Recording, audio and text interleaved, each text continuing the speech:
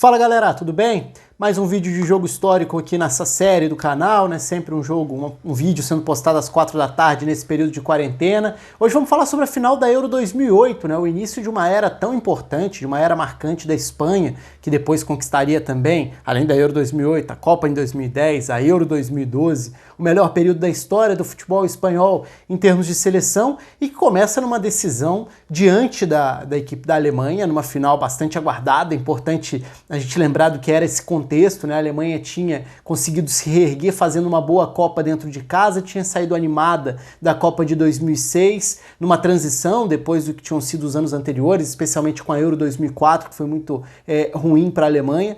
E aí depois, no caso da Espanha, tinha perdido para a França, sido eliminada nas oitavas da Copa do Mundo. Tinha toda a questão do aragonês não contar com o Raul, que era o grande jogador da geração na Espanha, mas existia um processo em andamento de modificação. E a Espanha que ainda carregava muito daquele fantasma, né, da seleção que não conseguia chegar ao resultado que poderia, que não conseguia atingir as expectativas porque tinha bons jogadores. Isso sempre foi uma marca da Espanha, ter bons jogadores, né? Mas não necessariamente ter bons times, ter bom desempenho nos torneios grandes.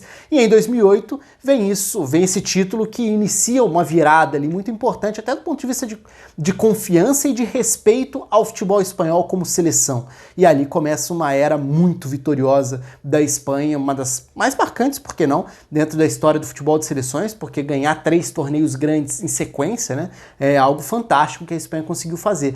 E nessa final, acho que tem muito disso, essa virada de chave, sem trocadilhos com o Xavi, que seria o melhor jogador em campo, o grande nome da final, inclusive, mas é uma virada de patamar mesmo da Espanha, sendo alçada ao nível de potência entre as seleções. Algo que continuaria sendo nos anos seguintes, correspondendo ou não, né? No primeiro momento correspondendo demais, depois nem sempre. Por exemplo, a Copa de 2014 já marca uma queda de uma geração que tinha sido brilhante, dominante, mas a Espanha continua tendo uma forte seleção recheada de bons jogadores e já muito mais respeitada do que era até então. Então, entrando especificamente aí no jogo, convido você a se inscrever aqui no canal, só clicar aqui embaixo, ativa o sininho, deixa comentário. Vamos falar sobre esse jogo que reúne vários grandes jogadores, até uma certa... tem uma mistura aí de gerações nas duas seleções. Então, por exemplo, na Alemanha você tem uma seleção que tem um Schweinsteiger e ao mesmo tempo tem o Ballack. O Ballack, que era um remanescente da Copa de 2002, embora não tenha jogado a final. Aliás, tem vídeo sobre a análise da final da Copa de 2002 aqui no canal, mas o Ballack estava fora da final, estava suspenso. Mas o Schweinsteiger, que na Copa de 2006 tinha virado uma realidade para a seleção, não só ele, Podolski também, e aí vai tendo essa sequência dessa geração, com Philipp Lahm, que também seria protagonista na final e não de uma forma positiva.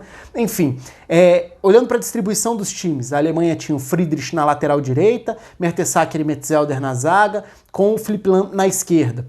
O meio-campo tinha Frings e na final o Hitzlsperger jogando ao lado dele, com o Ballack à frente, o Schweinsteiger na meia-direita, com o Podolski na ponta esquerda e o Klose como referência. Alguns detalhes interessantes aí, né? O Schweinsteiger foi um jogador que mudou muito de faixa de campo ao longo da carreira, então foi o meia pela esquerda, foi o meia pela direita nesse caso, foi meia central.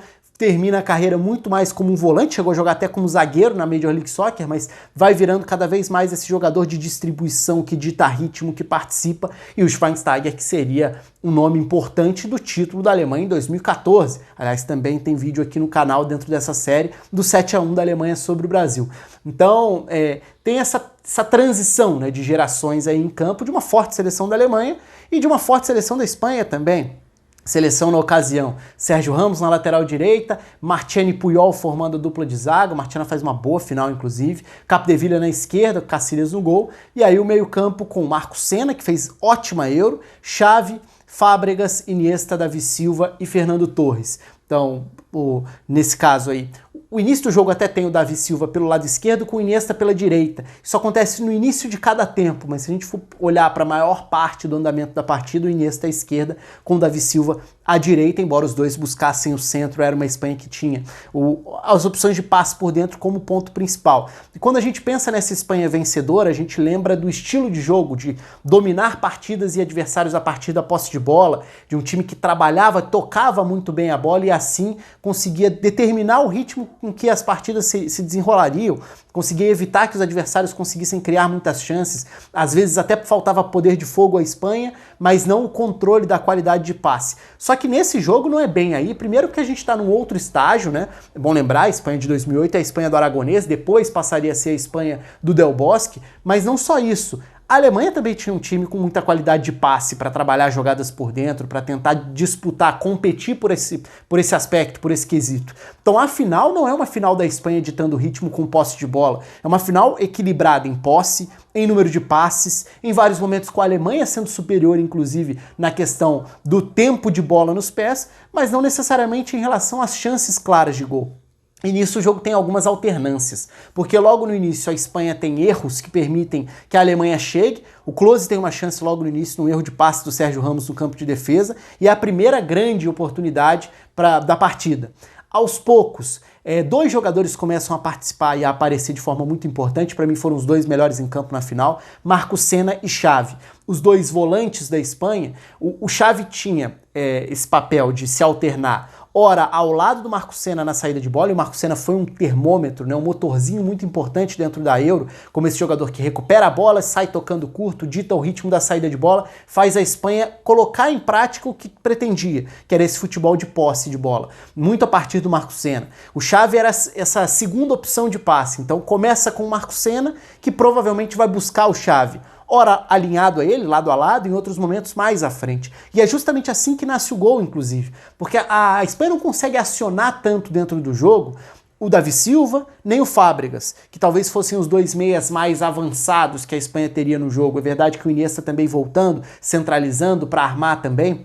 Agora, o Xavi repete o que ele já tinha feito contra a Rússia, nas semifinais da Euro, inclusive, porque a origem do primeiro gol na semifinal é a mesma origem do gol do título na final. Xavi e Marcos Senna, ora alinhados, ora o Xavi se projetando para receber nas costas dos meio-campistas adversários. Então a Alemanha tinha, dentro dessa dinâmica de jogo, Frings, Hitzelsperger, o Schweinsteiger em alguns momentos partindo da direita para o fundo e em outros momentos partindo da direita para dentro, para dar opção de passe por dentro também. A Alemanha tinha dificuldade para avançar com a bola nos pés. Embora trocasse passes, muitas vezes esses passes estavam no campo de defesa. O que a Alemanha tinha de vantagem sobre a Espanha era a capacidade física de ganhar duelos, de disputar no corpo e de retomar a bola dessa forma. Então a Espanha não estava tão confortável assim trocando passes, inclusive cometeu erros bobos e importantes no campo de defesa. Mas o gol nasce de uma série de fatores, mas olhando de uma forma principal, né, resumindo a história, o Xavi se projeta para receber por dentro um passe para frente do Marcos Senna. Então esse passe que quebra a linha, que avança por dentro e que permite que o Xavi receba mais avançado para fazer a enfiada de bola para o Fernando Torres. A dinâmica da construção, como eu disse, lembra muito a da origem da semifinal, embora o lance da semifinal tenha uma sequência totalmente diferente, o Xavi vai aparecer na área para concluir e fazer o gol. No caso do jogo contra a Alemanha, o gol nasce de uma falha feia do Philipp Lahm, que acaba errando a proteção na passada e permite que o Torres tome a frente e faça a finalização, o gol do 1-0. Inclusive tem alguns episódios interessantes aí, né? O Torres, na época, um dos melhores jogadores do mundo, um dos grandes atacantes da geração naquele período, então a imagem que para muita gente do Fernando Torres é a imagem de um atacante que não convencia, que teve anos ruins, ela é uma imagem compreensível pela segunda metade da carreira dele, mas ela não corresponde ao excelente atacante que foi o Fernando Torres durante a primeira parte da carreira. Talvez ali durante a primeira década de carreira, um pouco menos do que isso. Então o Torres, inclusive, um dos duelos mais legais do jogo é o duelo entre Torres e Mertesacker. O Mertesacker fala depois, em algumas entrevistas, que o atacante mais difícil de parar na carreira dele foi o Torres na final de 2008.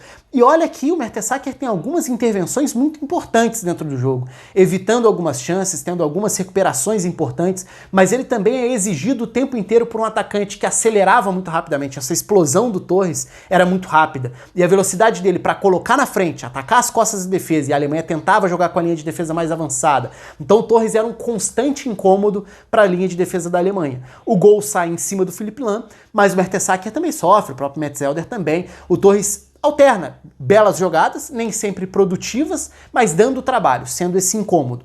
É o protagonista, acaba levando até o prêmio de melhor jogador da final, muito por ter decidido com um gol da vitória. Mas para mim, como eu disse antes, Marco Senna e principalmente o Xavi foram os grandes nomes da final. O jogo no segundo tempo muda um pouco a cara a partir das substituições. Então a Alemanha chega num primeiro momento a colocar 2 atacantes, até mais, se a gente considerar que o Podolski era o ponta pela esquerda, mas abre mão do Hitzlsperger para colocar no primeiro momento, o Kevin Kurani. Então agora Kurani e Klose formam uma dupla de ataque, o que faz com que o Schweinsteiger cada vez mais participe do jogo por dentro. O Ballack não chega a alinhar ao Frings, ele joga um pouco à frente mesmo. Então o time tem o Schweinsteiger partindo da direita para dentro, com o Frings na contenção, o Ballack um pouco mais avançado, e pela esquerda o Podolski tentando encontrar a dupla de ataque. Nessa altura, no intervalo, sai o Philipp Lahm também para a entrada do Marcel Jansen, que era a tentativa de colocar um jogador de mais força física pelo lado, evidentemente sem a qualidade técnica do Philipp Lahm, mas provavelmente também teve a questão do impacto ali do próprio gol, da falha feia do Philipp Lahm no lance que origina o gol, embora obviamente tenha sido um grande jogador da geração também, e que daria totalmente a volta por cima na Copa de 2014, sendo personagem importante do título mundial. Não só isso, né? A carreira dele como um todo foi muito superior ao deslize da final de 2008. Então a Alemanha chega a ter, nesses primeiros minutos do segundo tempo, algumas jogadas perigosas, se não em chances claras para os atacantes, mas em cruzamentos perigosos em que a bola passa rondando o gol e dessa forma chega a incomodar um pouco mais a Espanha. A resposta do Aragonês é preencher um pouco mais o meio-campo. E aí ele coloca o Xabi Alonso para jogar ao lado do Marco Senna. Então agora o Xavi tem a liberdade de jogar à frente de Xabi Alonso e Marco Senna. A proteção da Espanha passa a ser um pouco maior. Na sequência também entraria o Cazorla para jogar pela direita, na vaga do Davi Silva. O Davi Silva quase foi expulso, né? Ele acaba se desentendendo, dá uma mini cabeçada no adversário, poderia até ter sido expulso, acaba passando batido, mas logo depois o Aragonês substitui o Davi Silva para colocar o Cazorla e preencher esse lado direito do meio campo. E a Espanha consegue, a partir dessa substituição, frear um pouco esse ímpeto da Alemanha, da substituição de uma área mais povoada, de tentar atacar com mais gente. Então a Alemanha chega a ter um período ali em que esboça a reação, a Espanha responde com as substituições, volta a controlar um jogo equilibrado. Então, por mais que a Espanha tenha crescido e tenha tido chances, inclusive, para chegar ao segundo gol, ali já por volta da metade do segundo tempo, o jogo seguiu aberto, até pelo placar não chegar a ter um segundo gol. Então foi um jogo que se manteve, sim, com atenção muito grande. O Fernando Torres é substituído pelo Guiza, depois entra também o Mário Gomes no ataque da Alemanha, são algumas das substituições finais dentro dessa partida, mas que acabam não impactando diretamente o placar, que tem a Espanha como campeã da Euro 2008. No início de uma seleção, de um conjunto que acho que atingiria um nível bem superior depois também, com confiança maior, com uma noção maior de que era capaz de controlar jogos e adversários, como faria na sequência e nos 4 anos seguintes também, né? Então é o princípio da era vitoriosa da Espanha. Conto aí com os comentários de vocês, com a inscrição no canal também e com outras sugestões. Um abraço e até a próxima.